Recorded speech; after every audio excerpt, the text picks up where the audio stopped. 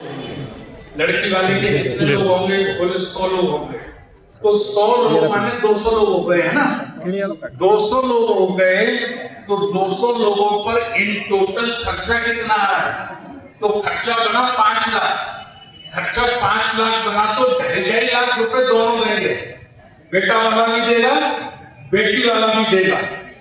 ऐसा ही महाराष्ट्र में है, ऐसा ही गुजरात में सिस्टम है ना? ये क्यों है? ये इसलिए है कि वो दोनों लोग कहते हैं कि भाई मैंने अगर बेटे को पाल पोस कर बड़ा किया है, मैंने बेटे को पढ़ा लिखा कर बड़ा किया है, तो बेटी के बाप ने भी अपनी बेटी को पाल पोस कर बड़ा किया है।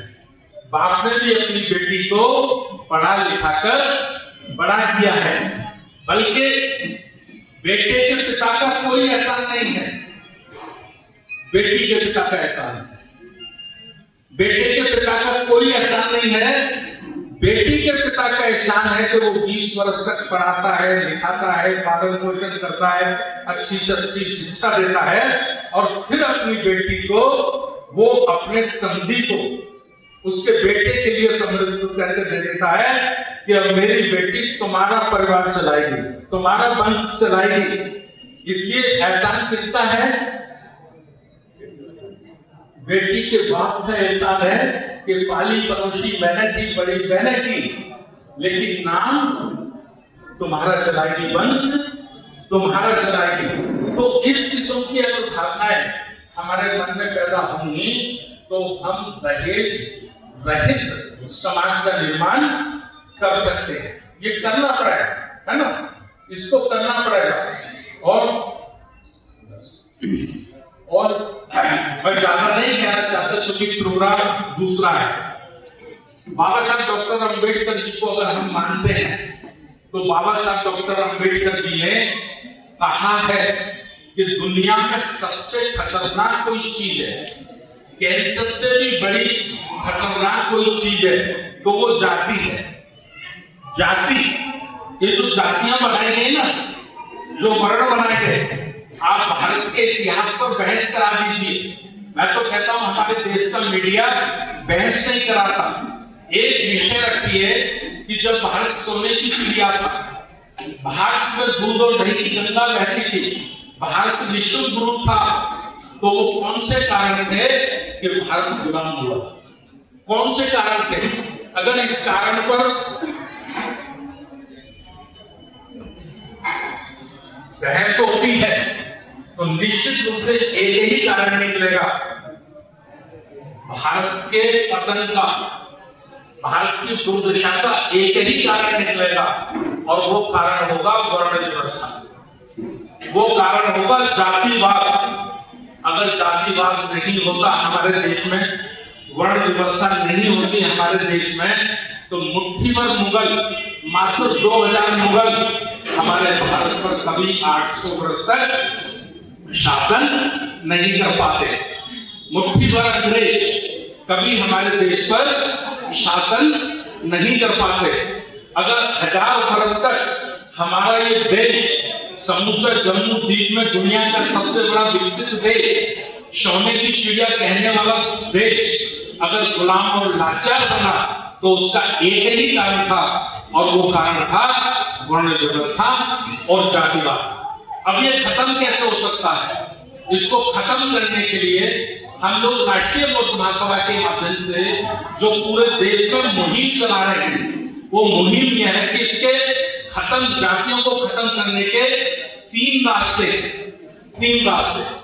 पहला रास्ता है बुद्ध धर्म की दीक्षा लेना।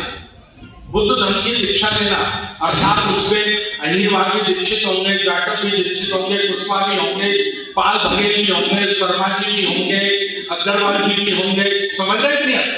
जब वो बुद्ध धर्म की दीक्षा ले लेंगे तो उनकी जाति और वर्ण समाप्त, फिर वो जाति में नहीं रहेंगे, उनकी एक ही जाति होगी और उस जाति का नाम होगा मानव। उनका एक ही धर्म होगा, उस धर्म का नाम होगा इंसान और इंसानियत। जाति मानव होगी, धर्म इंसान और इंसानियत।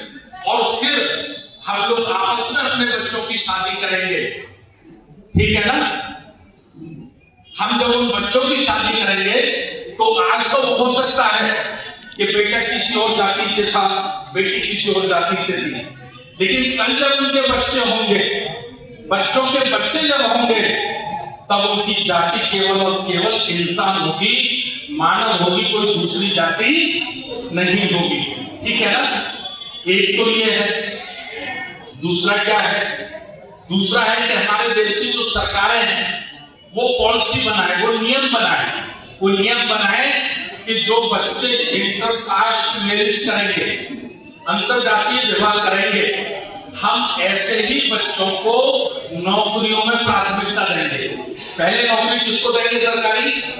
उस बेटे को, उस बेटी को देंगे जिसने इंटरकास्ट मैरिज की होगी, जाति तोड़कर उसने समाज बनाने का काम किया होगा, उसको नौकरी दी जाएगी। लेकिन एक सवाल खड़ा होता है कि सरकार के पास इतनी नौकरियां तो होती नहीं।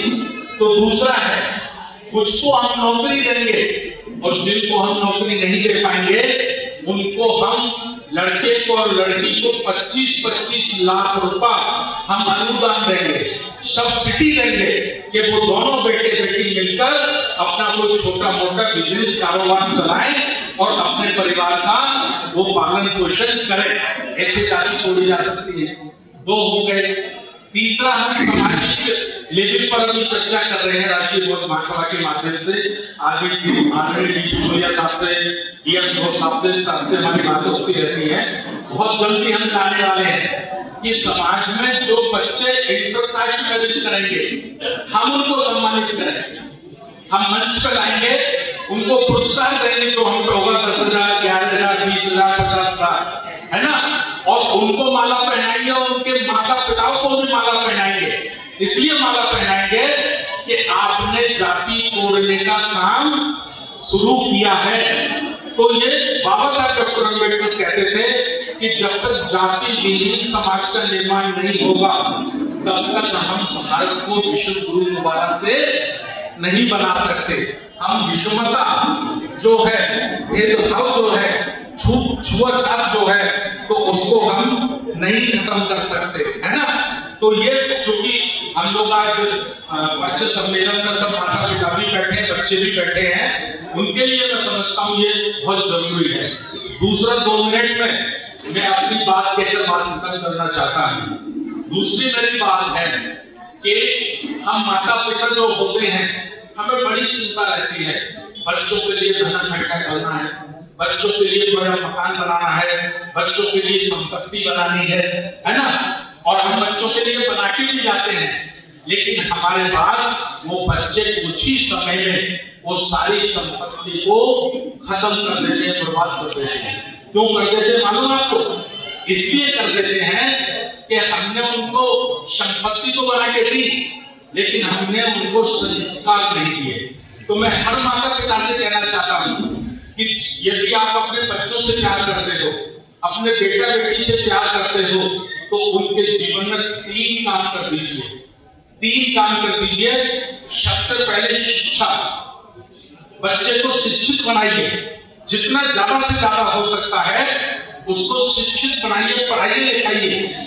दूसरा काम उस बच्चे को संस्कार दीजिए। संस्कार दीजिए बचपन से। जैसे ही वो आंखें उसकी खुलती हैं, आंखें खुलने के साथ ही उसको संस्कार देना शुरू करिए। तीसरा काम, संगति दीजिए। संगति दीजिए। यदि आपने अपने बेटा बेटी को अच्छी शिक्षा दे दी, अच्छे संस्कार दे दिए, अच्छी संगति दे दी, तो आप झोपड़ी में छोड़ के जाना उसको निश्चित रूप को अपने जीवन में एक आलीशान कोठी बना के तैयार कर लेगा, और वो कभी मिटने वाली नहीं होगी, क्योंकि उसके पास शिक्षा, संस्कार और संगति दोनों चीजें। हम लोग शिक्षा की बात करते हैं केवल। आज तक पूरे देश में हमारे जितने संगठन है या जितनी भी हमारी लीडरशिप है, वो केवल और केवल शिक्षा की बात करते हैं। मैं कहता हूँ शिक्षा अच्छी चीज है, लेकिन बिना संस्कार संगति के अधूरी है। बिना संस्कार और संगति के अधूरी है। क्यों अधूरी है? मैं उसका एक प्रमाण देता हूँ। आप दुनिया के वृद्धाश्रमों में जाइए। वृद्धाश्रम आप गए हो कभी? मैं गया कि वृद्धाश्रमों में मैं दावे के साथ कह रहा हूं, पूरे यकीन के साथ कह रहा हूं कि आपको रिक्शा चलाने वाले, बेलदारी करने वाले, ऑटो चलाने वाले, ठेल लगाने वाले, खेत में काम मजदूरी, गरीबी कम है मजदूरी के काम करने वाले, इनके माता पिता आपको कभी वृद्धाश्रम में नहीं मिलेंगे। गरीब के, अशिक्षित गरीब मजदूर के माता पिता आपको कभी वृद्धाश्रम में नहीं मिलेंगे। तो वृद्धाश्रम में किसके माता पिता मिलेंगे? पढ़े लिखे लोग, अफसरों के। समझ रहे ना मेरी बात?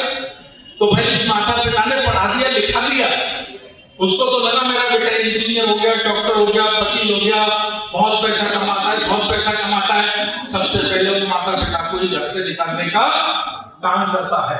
तो हमने शिक्षा दिया उसको, अच्छी नौकरी दी उसको, लेकिन संस्कार नहीं दिए, उसको संगति नहीं दी, तो ना तो उसके माता पिता को उससे सुख प्राप्त होता है, ना ही समाज को उससे कोई फायदा होता है। मैं एक बार रात को 2:30 बजे टीवी देख रहा था, दूरदर्शन पे वृद्धाश्रम की कहानी सुनाई जा रही थी। उसका इंटरव्यू चल रहा था एक लड़की का। उसका इंटरव्यू क्या था? वो 22 वर्ष की थी, वो गर्भवती हो गई, और गर्भवती हो गई, उसके पति का एक्सीडेंट हो गया, पति एक्सीडेंट में मर गया।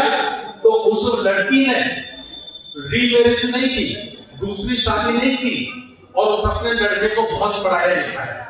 क्योंकि जब वो पेट में था तो उसका पति कहता था कि मेरा ये जो बच्चा पैदा होगा, चाहे बेटा पैदा हो चाहे बेटी पैदा हो, मैं इसको IAS बनाऊंगा।